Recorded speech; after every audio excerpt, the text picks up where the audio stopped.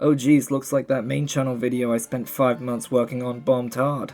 Now to spend 2 weeks making this video and watch it get 10k views like it's nothing. Nah, in all honesty, we all knew it was gonna happen. What we, or at least I didn't expect, was that when it did happen, I thought it was just gonna come in the form of some BBC headline. But nah, full concept art. Which kind of throws this video idea into jeopardy because I didn't expect them to have everything laid out already. I mean, this design isn't final, but 2 months ago it wasn't confirmed that the park was going ahead. But deep down we all knew it was. So this isn't final, but it's final. But I guess the ideas I was going to talk about in this video were always going to be wishful thinking. So I guess it really doesn't make a difference.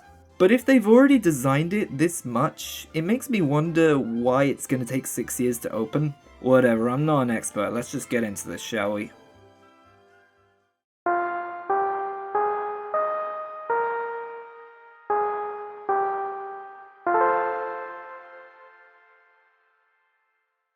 I was initially going to start off by talking about Harry Potter, and I guess I still am. Many people were saying that Harry Potter wasn't going to appear at the park, and at first, I thought this all stemmed from the shriveled up cunt that must not be named. And in all honesty, if she was the only thing stopping this from happening, I would have predicted that Universal would still try to bring that IP to the park. It's their favorite IP to use in their parks besides maybe Jurassic Park, and because this country was the country the IP takes place in and was written in, Universal would be foaming at the mouth to put a Wizarding World in Bedford. I mean, come on, imagine taking the Hogwarts Express from the real-life King's Cross station to Bedford, entering the Wizarding World.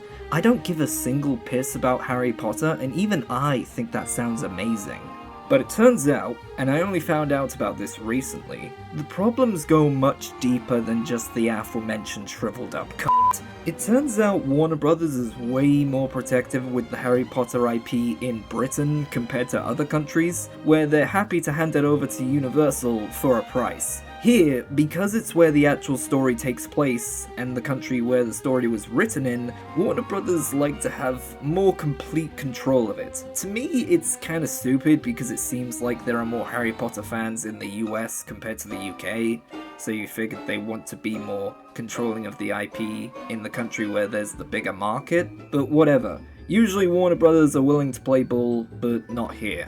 Which actually brings out a lot of speculation because whenever Universal is making a new park, Harry Potter is almost always a shoo-in for getting a spot. Now that free spot could go to anyone. But many people are saying Lord of the Rings, but I guess we'll see as time goes on. If Lord of the Rings was to make an appearance at the park, it would probably use the same ride system as Escape from Gringotts or whatever that new one at Epic Universe is. And if it's not the same system, it'll fill the same niche that the main Harry Potter rides usually do. Next, I want to briefly talk about Super Nintendo World.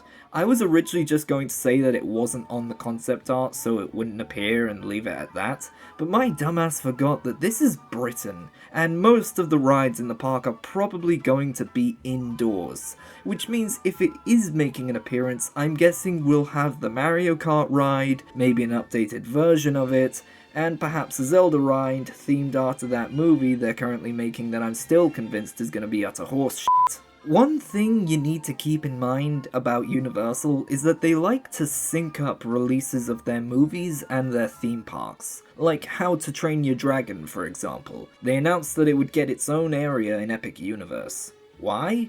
It was kind of a dormant franchise. Well, it was coinciding with the release of that live-action remake of the first movie. So films that Universal release around the time of 2030 and 2031 might give us clues on what areas this park will feature. The Zelda movie might be a bit early for it, but it's still a possibility.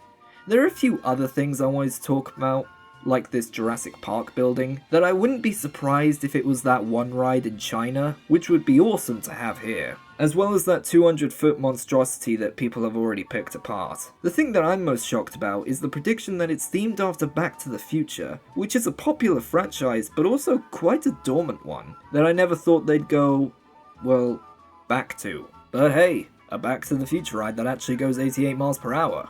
I'm down.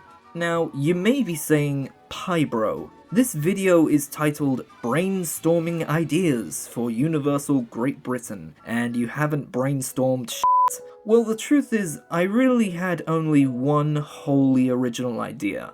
But trust me, you'll want to hear this. Okay, so we all love Men in Black Alien Attack. But truth be told, there's a very good chance it'll be scrap metal by 2031. Universal doesn't own the IP, Sony does. And also, the people who made its ride system have gone bust, making it expensive to fix every time there's a problem. But it really is a beloved ride, so when it eventually must go, maybe something just as good could be at this new park.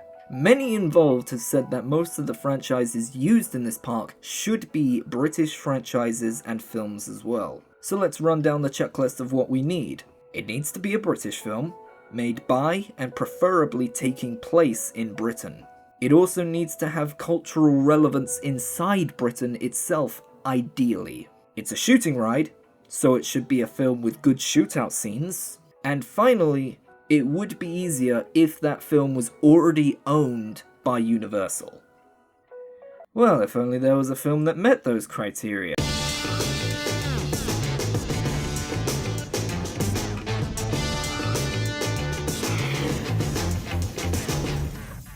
Oh yeah, I'm going there. The only problem with this idea is that it is a dormant franchise, with a film that's just 3 years younger than me. But otherwise, it's a perfect fit. Set in Gloucestershire and filmed in Somerset, made by Edgar Wright and Simon Pegg. Check.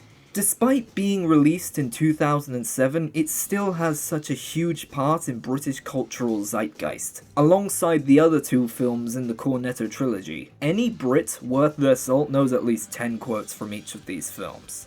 Check. Lots of shooting? Bitch, have you seen this film? Check. And also, it's owned by Universal already, so they don't have to jump through as many hoops.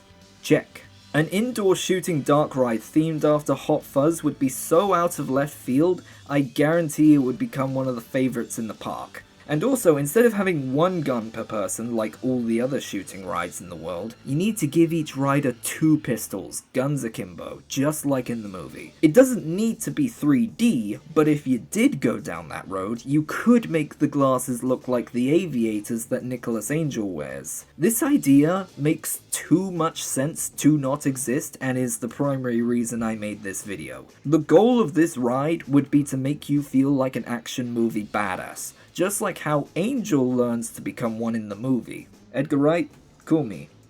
Actually, don't cool me, just take this idea for free. I mean, fuck me, it's your movie. Yeah, this was a shorter video, but I do enjoy the mystery of not knowing what they're going to add. I really hope that, like my Hot Fuzz idea, there's one appearance from a franchise that is completely out of left field. A franchise that isn't big and well known overseas, but when we see it, as a country, we say, oh yeah, I love that thing. The way Universal is talking, it does sound like we're getting a lot of original ideas from British films, and not just hand-me-downs from the other parks in the world, even if I wouldn't mind a few of them.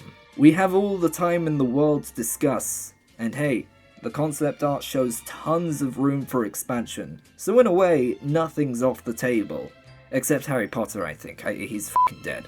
It'll be interesting to see how this project evolves. Will that 200-foot coaster be taller than Hyperia? Because honestly, when I talked about Universal in my first video on this channel, I genuinely didn't think they'd go through with it. Will Super Nintendo World make an appearance at the park? Will the field become an official part of the marketing campaign? Who knows? And we won't know for a damn long time. Oh well, back to waiting. Like and subscribe. Bye bye!